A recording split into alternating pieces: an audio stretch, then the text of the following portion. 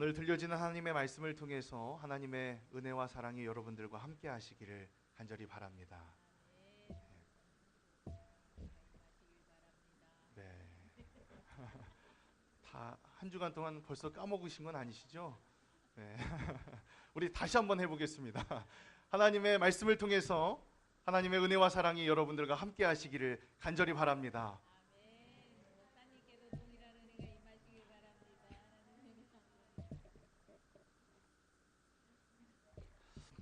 즐거운 명절이 왔습니다. 명절을 준비하면서 아마 바쁘고 분주한 가운데서도 그럼에도 불구하고 하나님께 예배하러 나오신 여러분들을 축복합니다. 예배 드리는 것이 기쁨임을 알고 오늘 주님 앞에 나오신 여러분들을 환영하고 축복합니다. 오늘 예배에 대해서 말씀을 나누어 보려고 합니다. 이 시간 예배 드리러 나왔는데 어떤 마음으로 주님 앞에 나오셨습니까? 그냥 매번 드리는 예배, 아니면 11시 시간이 되어서 드리는 예배, 아니면 어쩔 수 없이 드리는 예배, 그런 마음을 가지고 오셨습니까? 요즘 많은 이 한국의 교회들을 보면 많은 사람들이 한국 교회에 위기가 왔다라고 이야기를 합니다. 정말 그렇다고 생각을 하십니까? 세상에 많은 사람들이 교회를 비판하고 있고 손가락질하고 조롱하며 살아가고 있습니다. 그런 소식을 들을 때마다 어떤 생각을 가지고 계십니까? 우리가 생각해 보면요, 아직도 많은 사람들이 교회를 다니고 있다는 것입니다. 교회에 위기가 왔다라고 이야기하지만 아직도 많은 영혼들이 하나님 앞에 나와서 예배드리고 있다는 것입니다. 밖에 나가서 전도를 해보면요, 많은 사람들이 저는 교회 다닙니다 라고 이야기를 합니다. 전도지를 나누어주면서요, 우리 예수님 믿으십시오, 우리 교회 나오십시오 이야기하면요, 저는 교회 다닙니다, 저는 교회 다니는 사람입니다, 그렇게 이야기를 합니다. 거의 대부분이 전도를 해보면 한 10에 8, 9이 저는 교회 다닙니다, 그런 이야기를 하더라고요. 전도하면서 그런 생각이 듭니다. 내가 지금 왜 전도하고 있을까? 이렇게 많은 사람들이 교회 다니고 있으면 내가 지금 왜 전도하고 있을까? 그런 생각이 들기도 합니다. 이렇게 많은 사람들이 교회 다니고 있는데 왜 많은 사람들이 교회를 보면서 교회에 위기가 찾아왔다고 이야기할까? 그런 생각이 듭니다. 아직도 많은 사람들이 교회를 다닙니다. 위기라고 말하지만 아직도 많은 사람들이 한자리에 모여서 예배드리고 있습니다. 하지만 문제는 어떤 예배를 하나님께 드리고 있느냐 하는 것입니다. 그냥 앉아만 있는 것인지, 아니면 하나님께 진정으로 기쁨으로 드리는 예배인지, 이것에는 분명한 차이가 있다는 것을 우리가 생각해 보게 됩니다. 디모데후서 3장 5절에서 이렇게 말씀합니다. 경건의 모양은 있으나 경건의 능력은 부인하니 이 같은 자들에게서 내가 돌아서라. 경건의 모양은 가지고 우리가 예배는 드리고 있으나 정작 하나님께서 그 예배를 받으신다는 능력은 부인하고 있다는 것입니다. 가인과 아벨의 이야기를 한번 생각해 보시기를 바랍니다. 우리가 생각하기에 가인은 분명 정성 없는 제물을 하나님께 드렸다라고 생각을 합니다. 하지만 가인은 경건의 모양을 가지고 하나님께 제물을 드리는 사람이었습니다. 자신이 1년 동안 열심히 그리고 땀 흘려 정말 힘써 지은 열매를 하나님께 정성으로 드렸다는 것이죠. 하지만 가인은 경건하게 하나님께 제물을 드린 후에 제단에서 돌아서서 자신의 형제인 아벨을 자신의 손으로 죽이는 것을 보게 됩니다. 이처럼 예배를 드릴 때에 경건의 모양이 중요한 것이 아니라는 것을 우리는 깨닫게 됩니다. 이 시간 우리가 예배를 드리는 가운데에 경건의 모양만 갖추는 것이 아니라 경건의 능력을 믿음으로 온전한 예배를 드릴 수 있는 여러분들이 되시기를 간절히 소망합니다. 그렇다면 우리가 오늘 예배에 대해서 생각해 보는데 하나님께서 어떤 예배를 기뻐하시고 어떤 예배를 좋아하실까 생각해 보았으면 합니다. 어떤 예배가 하나님께서 좋아하시는 예배일까요? 정성을 다해서 드리는 예배? 아니면 최선을 다해서 드리는 예배? 경건의 모양을 가지고 멋있게 잘 드리는 예배? 그런 예배를 원하실까요? 뭔가 우리의 희생을 드리고 헌신을 드리는 예배를 하나님께서 원하고 계실까요? 우리는 하나님께 무엇인가 자꾸 드린다라고 생각을 합니다. 그렇다면 과연 하나님께서는 무엇을 받고 싶어 하실까 한번 생각해 보았습니다. 하나님이 우리에게 무엇을 원하실까? 하나님이 무엇을 받고 싶어 하실까요? 우리는 하나님께 시간을 드린다고 생각합니다. 11시가 되어서 12시, 그리고 이 주일날 하나님께 나와서 우리의 시간을 다 드린다라고 생각합니다. 아니면 하나님께 우리의 헌신이나 헌금을 통해서 우리의 물질을 드린다고 생각을 합니다. 그리고는 우리가 하나님께 우리의 의무를 다했습니다라고 생각한다는 것이죠. 하나님 주일날 나와서 예배 드렸으니까 내가 할 수 있는 건 다 했습니다. 하나님께 헌금 드렸잖아요. 제 물질 드렸잖아요. 그러니까 제가 할 의무는 다 했습니다라고 생각한다는 것입니다. 하지만 하나님께서는 우리의 물질을 원하시는 분이 아니십니다. 하나님은 어떤 분이십니까? 오히려 우리에게 물질을 채워주시는 분이십니다. 그러나 하나님께서 우리의 물질이 필요하실까요? 하나님께서는 태초부터 계셨고 우리를 창조하신 분이십니다. 그런 하나님께서 우리의 시간이 필요하실까요? 아니라는 것이죠. 그렇다면 하나님께서 기뻐하시는 예배가 어떤 예배입니까? 그것은 바로 하나님께서 원하시는 예배를 드리는 것입니다. 우리가 아무리 최선을 다한다라고 할지라도, 아무리 정성을 다해서 예배 드린다라고 할지라도 그것이 하나님께서 원하시는 예배가 아니라면 하나님이 기뻐하시는 예배가 아니라는 것입니다. 저는 한번 음식을 한 적이 있습니다. 결혼을 해서 우리 집사람이 처음으로 맞는 생일이 왔습니다. 뭐라도 해줘야 되겠다 생각을 해서 음식을 했습니다. 미역국을 정성스럽게 끓이고 반찬도 정성스럽게 만들었습니다. 처음 해보는 요리라서 그런지 정말 서투르고 시간도 오래 걸렸지만 집사람이 기뻐할 생각에 마음을 다해서, 그리고 정성을 다해서 그 요리를 만들었습니다. 하루 전날 밤에 미역도 물에 불려놓고요, 여러 가지 반찬도 만들어 보았습니다. 고기도 삶아서 올려놓기도 해보고 이쁜 접시와 컵도 잘 준비해서 이쁘게 멋있게 잘 차렸습니다. 제가 요리를 잘 만들었을까요? 네. 그날 생일날 컵라면 끓여 먹었습니다. 네. 저는 요리 프로그램이라도 한번 잘 볼 걸, 그런 생각이 들더라고요. 저는 미역국을 처음 끓여봤는데 그 미역이 물과 만나면 불어난다는 것을 몰랐습니다. 그래서 이따만한 미역을 다 사서 한 냄비에다 다 넣었더니 다음날 아침에 일어나 보니까 넘쳐나 있더라고요. 저는 그렇게 미역이 많이 생겨나는 줄 몰랐습니다. 미역국은 결국에 먹지 못했고요, 밥은 다 타서 탄내가 나서 먹지 못했습니다. 맛있게 만든 반찬이라고는 했는데 너무 짜고 너무 맵고 너무 맛이 없어서 결국에는 먹지 못했습니다. 저는 그때 깨달았습니다. 요리를 하면서 깨달았습니다. 아무리 정성을 들여서 요리를 한다 할지라도, 우리가 아무리 최선을 다한다고 하더라도 음식이 맛없으면 먹지 못하는구나 라고 하는 것을 깨달았습니다. 예배도 이와 같지 않을까라는 생각이 듭니다.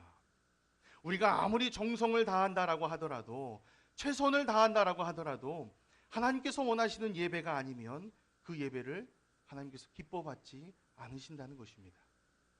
우리나라 말에는 모르는 게 약이라는 말이 있습니다. 에이, 모르는 게 약이야, 그런 이야기를 하죠. 하지만 요리에 있어서 모르는 것은 그 요리를 못 먹는 것을 뜻합니다. 다시 말해서 오늘 말씀을 보면 모르는 것은 약이 아니라, 오늘 이 말씀을 보니까요, 모르는 것은 곧 죽음이다라고 하는 것을 깨닫게 됩니다. 바로 웃사의 죽음을 통해서 우리가 이것을 보게 됩니다. 다윗은 오래전에 블레셋에게 빼앗겼던 하나님의 언약궤를 다시 되찾아옵니다. 하나님의 언약궤라고 하는 것은 무슨 뜻을 가지고 있습니까? 하나님의 언약궤라고 하는 것은 곧 하나님을 뜻하는 것입니다. 오늘 본문의 2절 말씀을 보면요, 다윗이 일어나 자기와 함께 있는 모든 사람과 더불어 바알레 유다로 가서 거기서 하나님의 궤를 메어 오려고 하니 그 궤는 그룹들 사이에 좌정하신 만군의 여호와의 이름으로 불리는 것이라 말씀합니다. 그러므로 하나님의 언약궤와 함께 있다는 것은 하나님과 함께 있다는 것을 뜻하는 것입니다. 그래서 다윗은 언약궤를 옮길 때에 정성을 다하고 최선을 다하는 모습을 보여줍니다. 오늘 3절 말씀을 보면 다윗이 이 언약궤를 옮기는 데 있어서 많은 준비를 한 것을 보게 되죠. 3절 말씀을 보니까요, 그들이 하나님의 궤를 새 수레에 싣고 산에 있는 아비나답의 집에서 나오는데 아비나답의 아들 웃사와 아효가 그 새 수레를 모니라 라고 말씀합니다. 다윗은 하나님의 궤를 옮기기 위해서 헌수레를 준비하는 것이 아니라 새 수레를 특별히 제작해서 하나님의 궤를 옮기는 것이니까 내가 정말 정성을 다해서 옮겨야 되겠다 하는 마음에 새 수레를 준비합니다. 또 다윗은 이 옮기는 과정에 있어서도 정말 최선을 다하고 있습니다. 5절 말씀을 보니까요, 다윗과 이스라엘 온 족속은 잣나무로 만든 여러 가지 악기와 수금과 비파와 소고와 양금과 제금으로 여호와 앞에서 연주하더라 라고 이야기합니다. 한번 상상해 보시기를 바랍니다. 다윗과 온 백성들이 이 하나님의 궤를 옮기기 위해서 모여 있습니다. 새 수레를 멋있게 준비하고요, 새 수레를 옮기는 과정 가운데에 모든 백성들이 악기를 가지고 나와서 찬양하고 예배하면서 이 수레를 옮기는 과정에 있습니다. 얼마나 웅장할까요? 얼마나 멋있는 장면일까요? 얼마나 감동적인 순간일까요? 하지만 정성과 경건의 모양은 있으나 정작 하나님의 말씀은 몰랐던 다윗이었다라고 하는 것을 오늘 이 말씀에서 이야기하고 있습니다. 하나님의 말씀을 몰랐던 웃사에게 오늘 어떤 일이 벌어지게 됩니까? 그 멋있는 순간에, 그 감동적인 순간에, 그 웅장한 순간에 어떤 일이 벌어지고 있습니까? 6절 말씀을 보니까요, 그들이 나곤의 타작 마당에 이르러서는 소들이 띠므로 웃사가 손을 들어 하나님의 궤를 붙들었더니, 7절 말씀을 보니까요, 여호와 하나님이 웃사가 잘못함으로 말미암아 진노하사 그를 그곳에서 치시니 그가 거기 하나님의 궤 곁에서 죽으니라 말씀합니다. 하나님의 말씀을 몰랐던 웃사는 결국 죽음을 당하게 됩니다. 오늘 본문의 8절 말씀을 보니까 하나님께서 웃사를 치심으로 라고 말씀하죠. 여러분들은 이 말씀을 보시면서 이해가 되십니까? 하나님을 위해서 정성스럽게 모든 것을 준비했습니다. 아마 완벽하게 준비했을 것 같습니다. 멋있고 웅장하게 하나님의 궤를 옮기기 위해서 준비했습니다. 이 멋있는 순간에 웃사가 하나님의 궤에 손을 댔더니 그 즉시 죽었다는 것이죠. 그 거룩한 하나님의 법궤가 땅에 떨어질 판인데 그냥 놔둘 사람이 어디 있겠습니까? 웃사는 단지 반사적으로 붙잡았을 뿐인데 꼭 죽임을 당했어야 됐습니까? 하나님이 너무하신 것 아닌가라는 생각이 들기도 합니다. 하지만 오늘 이 말씀을 보면요, 하나님이 너무하신 것이 아니었다는 것을 깨닫게 됩니다. 법궤는 말 그대로 하나님의 임재를 뜻하는 것입니다. 사무엘상 6장 말씀을 보면 베세메스 사람들이 그 법궤를 들여다보는 것만으로도 죽임을 당할 만큼 거룩한 하나님의 임재의 상징이 바로 하나님의 법궤였다는 것입니다. 이 말씀은 하나님께서 법궤를 가볍게 보지 말라는 말씀입니다. 오늘 말씀에서 웃사가 한 행동은 하나님을 알아보지도 않고 이방인들이나 하는 그런 짓을 그대로 따라했으니 그것이 웃사에게 있어서, 그리고 이스라엘 백성들에게 있어서 죄가 된다는 말씀입니다. 결국 하나님의 말씀을 모르는, 하나님의 말씀과 관계없는 백성들과 똑같은 행동을 했으니 그것이 죄다라고 말씀하고 있다는 것이죠. 웃사는 결국 하나님의 말씀에 대한 무지함 때문에 죽임을 당하게 되었습니다. 더 나아가서 이를 지시했던 다윗 또한 하나님의 말씀에 무지했던 것을 보게 됩니다. 그래서 아무리 정성을 다하고 아무리 최선을 다한다라고 할지라도 하나님께서 영광을 받지 못하신 것이죠. 그렇다면 무엇이 문제였을까요? 법궤는 어떻게 옮겨야 합니까? 민수기 4장 말씀을 보면 이 법궤를 옮기는 방법에 대한 말씀이 나옵니다. 진영을 떠날 때에 아론과 그의 아들들이 성소와 성소의 모든 기구 덮는 일을 마치거든 고핫 자손이 와서 맬 것이니라. 그러나 성물은 만지지 말라. 그들이 죽으리라. 회막 물건 중에서 이것들은 고핫 자손이 맬 것이며 라고 말씀합니다. 하나님께서 이스라엘 백성들에게 분명하게 하나님의 말씀을 전하셨습니다. 법궤는 어떻게 매야 되는 것입니까? 고핫 자손이 어깨로 매어서 움직여야지 되는 것입니다. 하나님의 말씀을 모르는 이방 족속이었던 블레셋 사람들이나 하나님의 법궤를 움직일 때에 수레를 통해서 옮기는 행동을 했던 것이죠. 그럼에도 불구하고 오늘 이 본문의 다윗과 주위에 있던 사람들은 하나님의 말씀을 몰랐던 것입니다.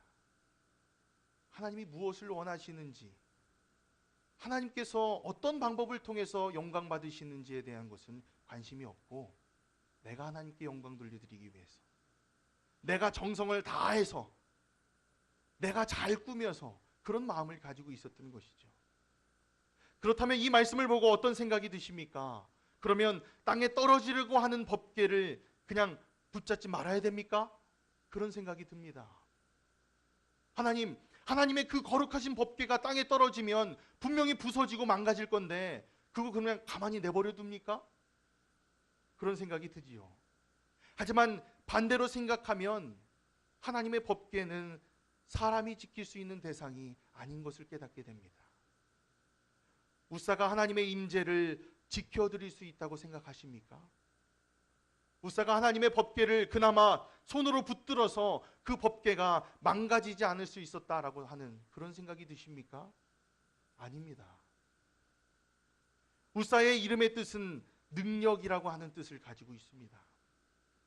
그의 능력으로 하나님을 지켜드릴 수 있다고 생각하는 것 그 자체가 그에게 있어서는 죄와 교만이라는 것입니다.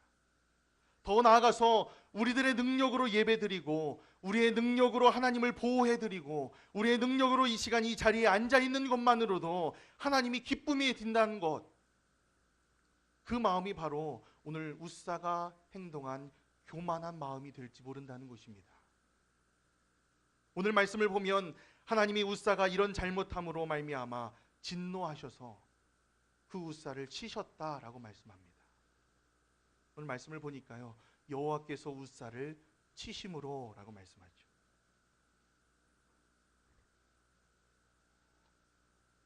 이 말씀을 개역 한글 성경 말씀으로 보면요, 우리가 옛날에 보던 옛날 성경을 보면요, 여호와께서 웃사를 치심으로 라고 하는 이 표현이 조금 다르게 표현되어 있는 것을 보게 됩니다. 그 성경을 보면요, 이렇게 표현합니다. 여호와께서 웃사를 충돌하심으로 라고 말씀합니다. 하나님의 말씀과 웃사의 행동이 서로 충돌했다는 것이죠. 충돌이라고 하는 것이 어떤 뜻을 가지고 있습니까? 충돌은 앞에서 앞으로 서로 마주보고 부딪히는 것을 보고 충돌이라고 합니다. 비슷한 방향으로 가다가 부딪혔다는 것이 아니라 정반대의 방향으로 가다가 부딪혔다는 것입니다. 이 충돌하는 것으로 인해서 웃사는 결국 오늘 죽임을 당하게 됩니다. 우사는 하나님의 언약궤를 위해서 한 행동이었습니다. 그럼에도 불구하고 하나님의 방법에, 하나님의 뜻에 맞지 않은 행동이었기 때문에 그것이 하나님과 충돌되었다라고 말씀합니다. 이 시간 우리의 모습을 생각해보고 우리의 모습과 비교해보기를 원합니다. 우리는 하나님께 정성을 다해서 예배를 드립니다. 하나님께 기도하고 봉사하고 헌신합니다. 하지만 이 모든 것이 하나님의 방법대로가 아니라면 결국 우리의 기도도, 우리의 헌신도, 우리의 모든 것들도 하나님과 충돌하게 되어 있다는 것입니다. 하나님의 뜻대로가 아닌 나의 뜻이 앞선다면 내 기도도 하나님과 충돌되게 되어 있습니다. 하나님의 뜻대로가 아닌 나의 뜻이 앞선다면 나의 헌신과 나의 봉사도 하나님과 충돌되게 되어 있다는 것입니다. 정말 나의 기도와 나의 봉사와 헌신이 하나님의 뜻과 일치한지 오늘 이 말씀을 통해서 돌아보는 시간이 되었으면 좋겠습니다. 그렇다면 우사는 왜 하나님과 충돌하는 행동을 했을까요? 더 나아가서 오늘 다윗은 왜 하나님과 충돌하는 행동을 하게 되었습니까? 그것은 바로 하나님의 말씀을 잘 몰랐기 때문이었습니다. 이처럼 하나님의 말씀은 모르는 게 약이 아닙니다. 하나님의 말씀을 모르는 것이 충돌이고 하나님의 말씀을 모르는 것이 곧 죽음을 의미합니다. 하나님의 말씀을 모르면 우리는 서로 충돌하게 되어 있습니다. 그러므로 우리는 하나님의 말씀을 잘 알고 있어야 됩니다. 시편 119편 9절 말씀을 보면요, 청년이 무엇으로 그의 행실을 깨끗하게 하리이까 주의 말씀만 지킬 따름이니이다 라고 말씀합니다. 우리의 행실을 하나님 앞에서 충돌하지 않게 하려면, 우리의 행실을 하나님 앞에서 깨끗하게 하려면 오늘 말씀하고 있죠. 주의 말씀을 지켜야 한다는 것입니다. 하나님의 말씀대로 살아가는 여러분들이 되시기를 간절히 바랍니다.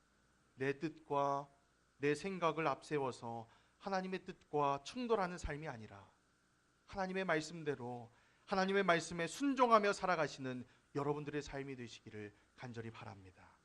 오늘 말씀을 보면 하나님과 충돌한 다윗의 모습이 나오고 있습니다.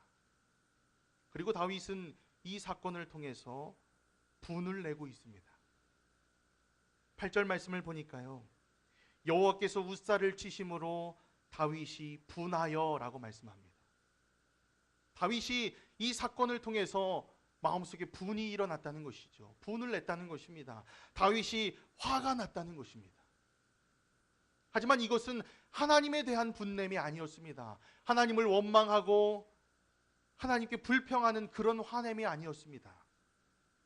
하나님은 다윗 앞에서 근심했다는 것이죠. 하나님의 말씀을 몰랐던 나 자신에 대해서 부끄러움을 느끼고 나 자신을 생각하면서 화내며 분내며 근심했다는 것입니다. 이러한 근심이라고 하는 것은 창세기에도 같은 뜻으로 말씀하고 있습니다.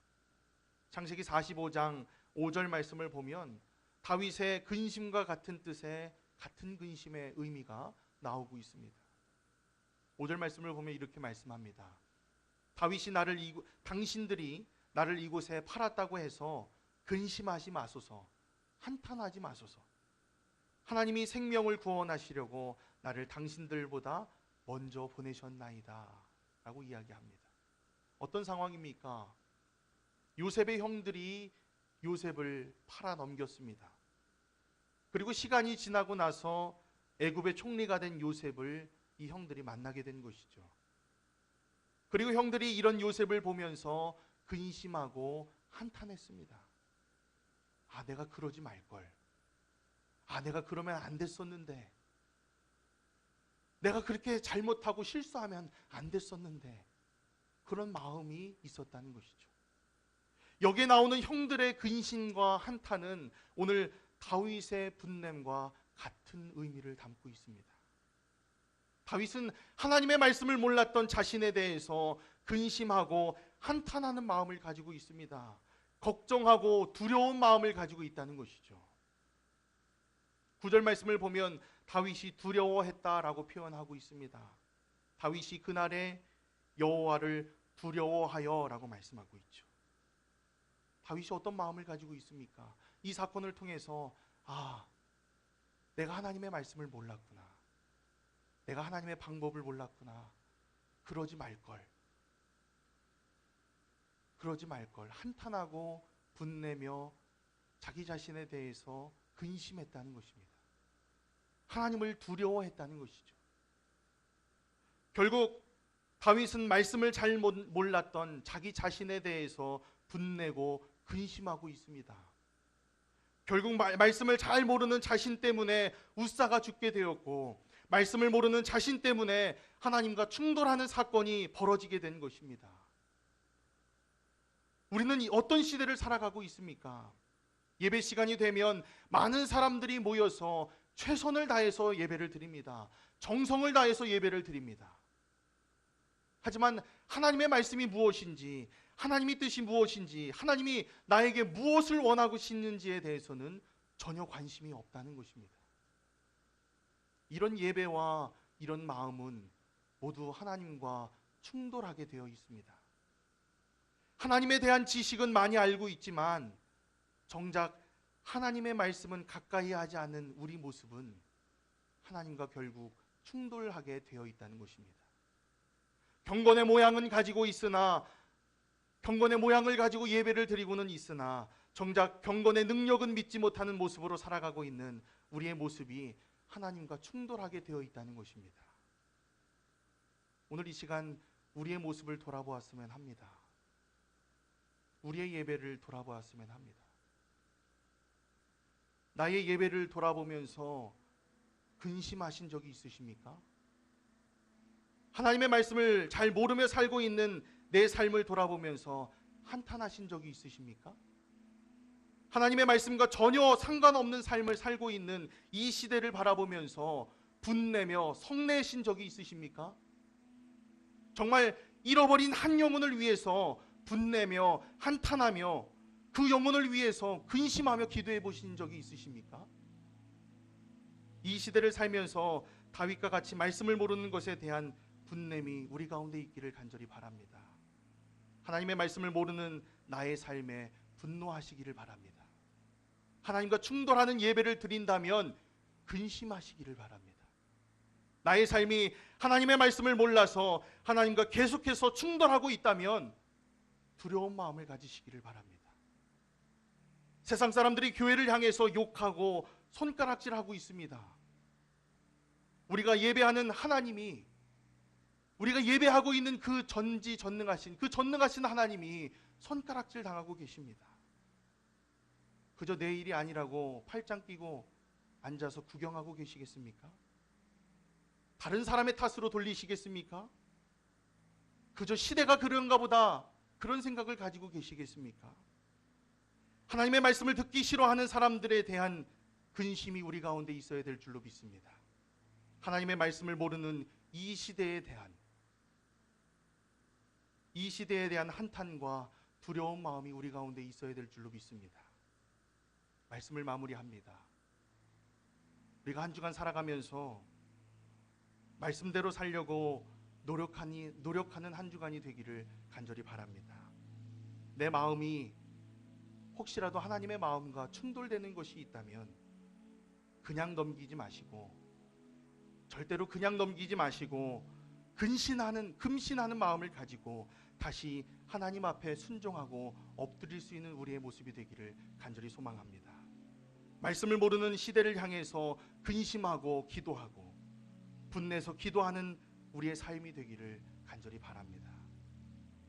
우리 교회는 한사랑주의를 준비하고 있습니다. 아이를 잃어버린 경험이 있으십니까? 아이를 잃어버리면 앞이 캄캄해집니다. 마음이 두근두근하는 것이 아니라 마음이 쿵쾅쿵쾅합니다. 분내는 사람처럼 이리저리 뛰어다닙니다. 지금 하나님께서는 잃어버린 한 영혼을 이런 마음을 가지고 찾고 계신 줄로 믿습니다. 가만히 앉아 계시겠습니까? 남들 일이라는 생각으로 있으시겠습니까? 오늘 이 시간 우리의 마음에 한 영혼을 위한 분냄과 한탄하는 마음이 있기를 간절히 바랍니다. 그 영혼을 위해서 간절히 기도하고 하나님이 함께 하실 것을 믿으며 전도하는 우리 교회가 되기를 간절히 바랍니다. 이것은 우리의 능력으로 되는 것이 아닙니다. 전능하신 하나님만이 하실 수 있는 것입니다.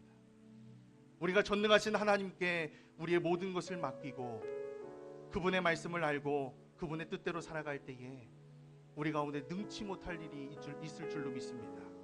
이 시간 우리가 그 전능하신 하나님을 찬양하며 고백하는 시간이 되기를 원합니다. 우리 전능하신 나의 주 하나님은, 전능하신 나의 주 하나님은 능치 못하실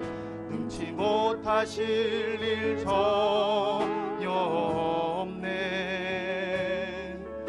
우리의 모든 간구도, 우리의 모든 생각도, 우리의 모든 꿈과 모든 소망도 신실하신 나의 주 하나님은 우리의 모든 괴로움을 바꿀 수 있습니다. 우리의 모든 괴로움 바꿀 수 있네. 불가능한 일 행하시고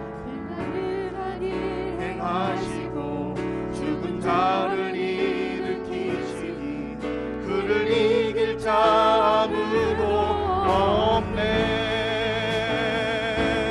주의 말씀 의지하여 깊은 곳에 금을 던져 오늘 그가 놀라운 일을 이루시는 것 보라. 주의 말씀 의지하여 믿음으로 금을 던져 믿는 자에게 능치 못함 없네. 주의 말씀 의지하여 깊은 곳에 금을 던져 오늘 그가 놀라운 일을 이루시는 것 보라. 주의 말씀 의지하여 믿음으로 금을 던져 믿는 자에게 능치 못하. 우리 한 번 더 고백합니다. 주의 말씀 의지하여 깊은 곳에 금을 던져 오늘 그가 놀라운 일을 이루시는 것 보라. 주의 말씀 의지하여 믿음으로 금을 던져 믿는 자에게 능치 못함 없네.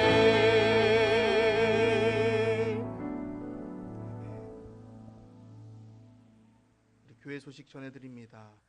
오늘 식사는 최한복 권사님 가정에서 온 성도님을 위해서 대접합니다. 식사 준비와 주방 봉사는 오늘 청년부에서 헌신해 주셨습니다. 2월 특별 새벽 기도회가 2월 1일부터 3일까지 오늘까지 있었습니다. 우리 참여해 주셔서 감사를 드립니다. 즐거운 설 명절을 보내시기를 바랍니다. 설 가정 예배소를 뒤에 보시면 비치해 두었습니다.